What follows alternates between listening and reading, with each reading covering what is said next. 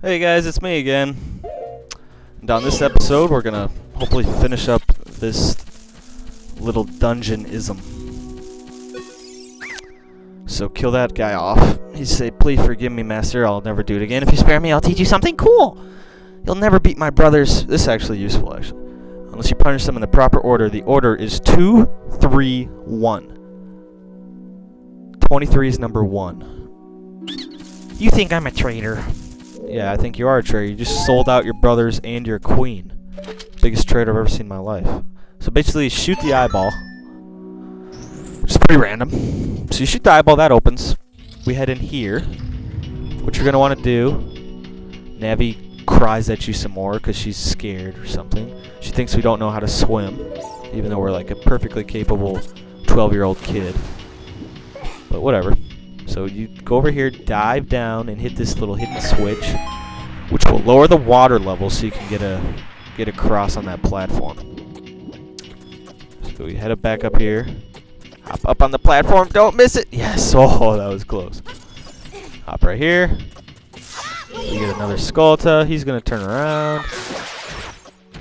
Wreck him up. Another Navi Scream Fest. She just thinks we don't know how to push something. She thinks we're that stupid we don't know how to push a block. First it was she didn't think we could climb up a vine, which is understandable. Next, we didn't know how to open a door. Completely ridiculous. Next, we don't know how to swim. And now we don't know how to push a block. Is she dumb? I don't know. If I was Link, I would slap her silly. Because she's just a bug anyway. Climb up here. Head up here, open this nice little door, and here's the first example of what I said earlier about those sticks being useful for little mini puzzles. Don't know why that took forever to do, but bam, bam, bam. Simple enough.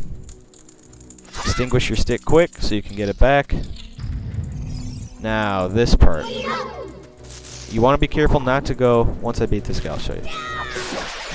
You want to be very careful not to go in this middle part right here that's discolored from everything else, because if you go in there, little eggs will hatch and these annoying little enemies will come at you and attack you, and they're really annoying. So it's an easy skip, so just skip that. You gotta be careful with that. So crawl through another little hole here. I actually like these graphics. Some good perspective graphics when you're crawling through those holes.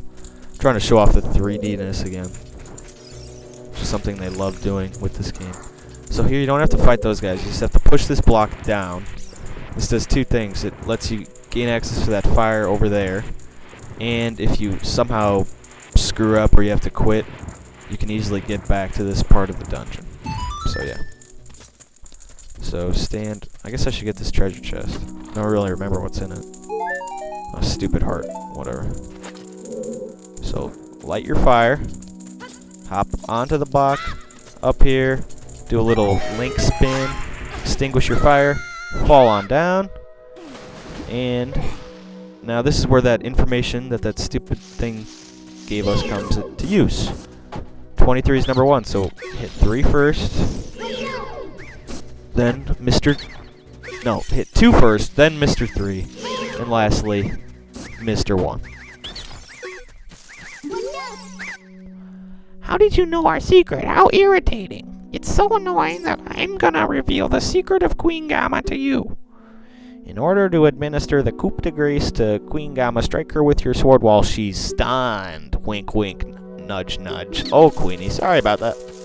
So, basically, all these little Deku scrubs are total traitors to their queen. It's really sad, if you think about it. Really sad. So, we have arrived to our first boss battle.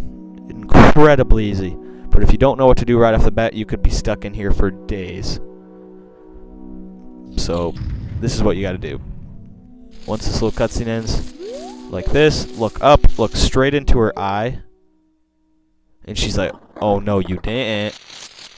She walks down, falls to the ground, has to recover, and it's the parasitic armored arachnid.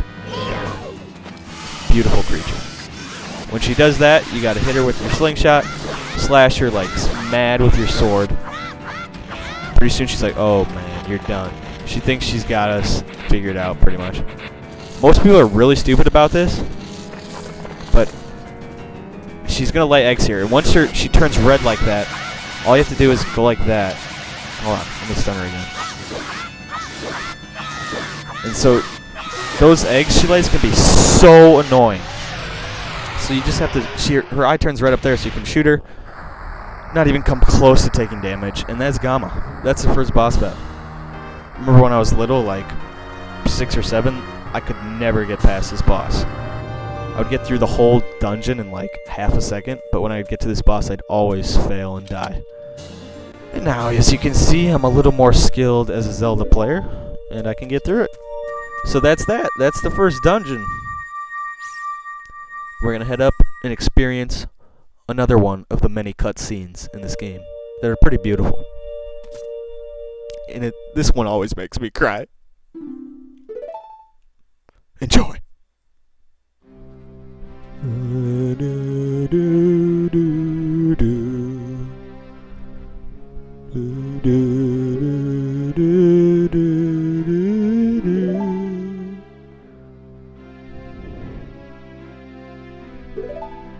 Yeah, we'll listen.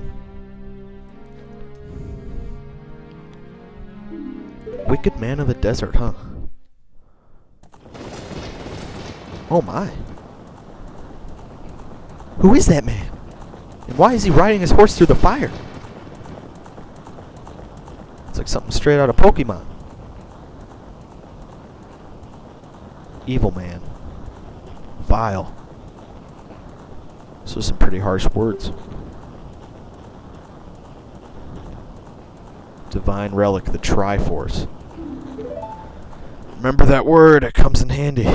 That's basically the main thing of this game. And now we meet the 3 gods. Din, Furore, and Nehru.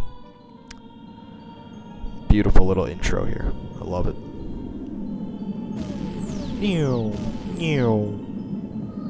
Din, the goddess of power. Nehru, the goddess of wisdom. And Furore, the goddess of courage.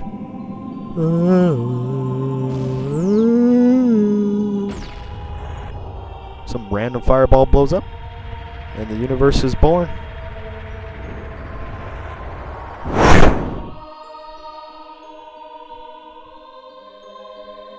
Din. I always try to get right on time with that din. Missed it. Cultivated the land and created the red earth. She's a beautiful woman. Nehru poured her wisdom onto the earth and gave the spirit of law to the world.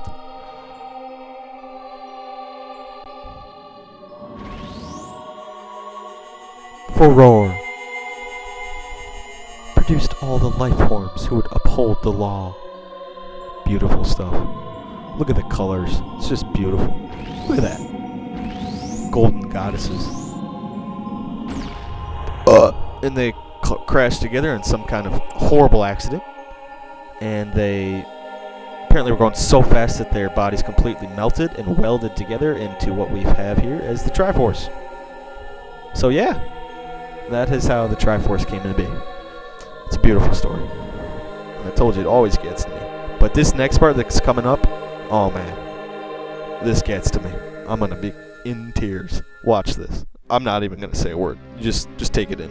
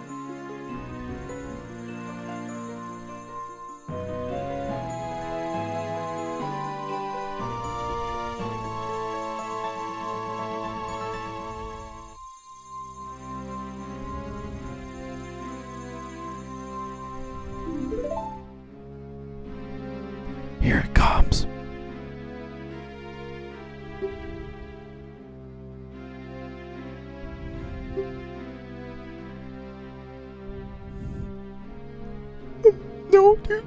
Don't go. Oh, no, God. Why so soon? Why so soon?